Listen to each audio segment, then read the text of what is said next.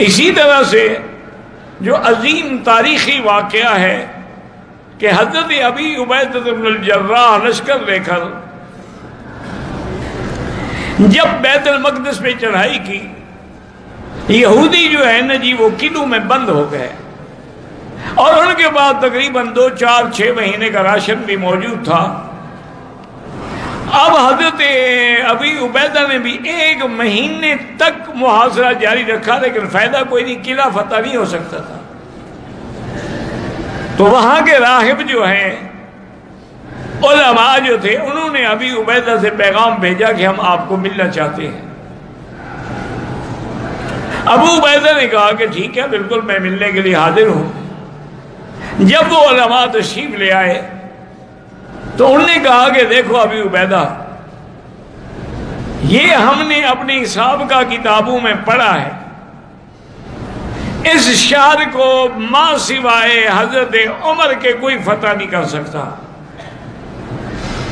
آپ نے فرمایا فزت ورب الکعبہ، مجھے رب کعبہ کی قسم ہے، پھر ہم کامیاب ہو گئے، ہمارا امیر المومنین بھی تو عمر ہے۔ انہوں نے کہا اس طرح نہیں، آپ حضرت عمر کو بلائیں، ہم اپنی کتابوں کے مطابق ان کی نشانیاں دیکھیں گے، اگر واقعی وہ وہی عمر ہے جس کا ذکر تورات و انجیل میں ہے، چونکہ جیسے حضور کا ذکر تھا کتابوں میں، حضور کے صحابہ کا بھی ذکر تھا،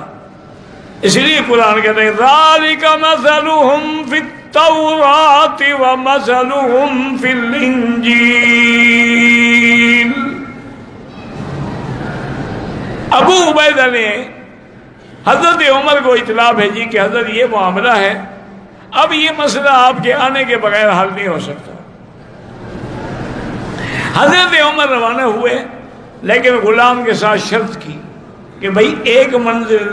تم پیدل چلو گے، میں اونٹ پہ سواری کروں گا، پھر اگلی منزل میں پیدل چلوں گا، تم اونٹ پہ سواری کرو گے۔ اس طرح سفر کرتے کرتے کرتے آپ وہیں پہنچ گئے۔ ابی عبیدہ نے آپ کا استقبال کیا رضی اللہ تعالی عنہ وارضاہ، اور اس کے بعد ابو عبیدہ نے عرض کیا کہ امیر المومنین، کل فلاں وقت میں ان کے علماء اپنی کتابیں لے کے آئیں گے، ہماری ایک درخواست ہے کہ آپ کے کپڑوں میں پیبند لگے ہوئے ہیں، کپڑے بھی میلے ہو چکے ہیں، اگر آپ مہربانی کر کے کل ایک اچھا جوڑا پہن لیں اور اس مریل اونٹنی کے بجائے ایک بہترین گھوڑے پہ سوار ہو کے چلیں تاکہ پتہ تو لگے کہ امیر المومنین ہیں۔ اور میں اچھا، تو آپ نے لباس بدلا اور گھوڑے پہ سوار ہونے کے لیے رکاب میں پاؤں رکھا، 1 پاؤں رکھا، بھی بیٹھے نہیں تھے، اور چھلانگ مار کے واپس اترے اور کہا ہلاک عمر، ہلاک عمر، ہلاک عمر، عمر برباد ہو گیا، اور حکم دیا کہ میرے کپڑے لے آؤ۔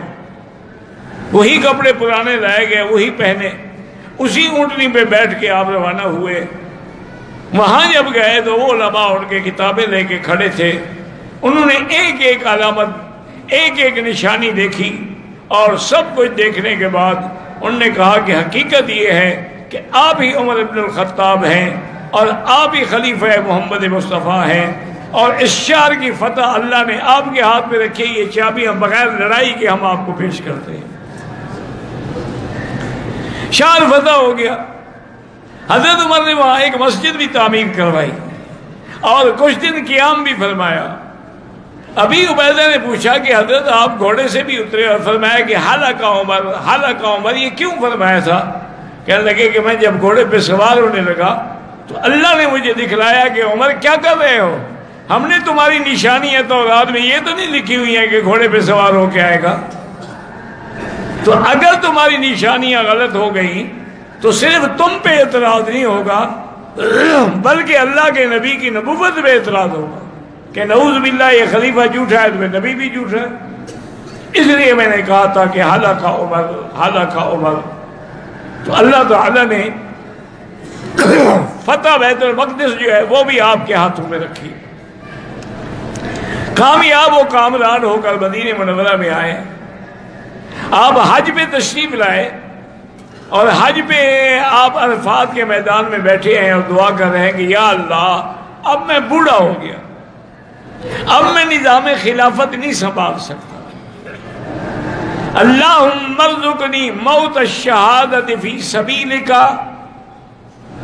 اللہ مجھے موت بھی شہادت کی دے اور دفن بھی مجھے مدینہ منورہ کا نصیب ہو۔ یہ دعائیں کرتے رہے سارے راستے میں۔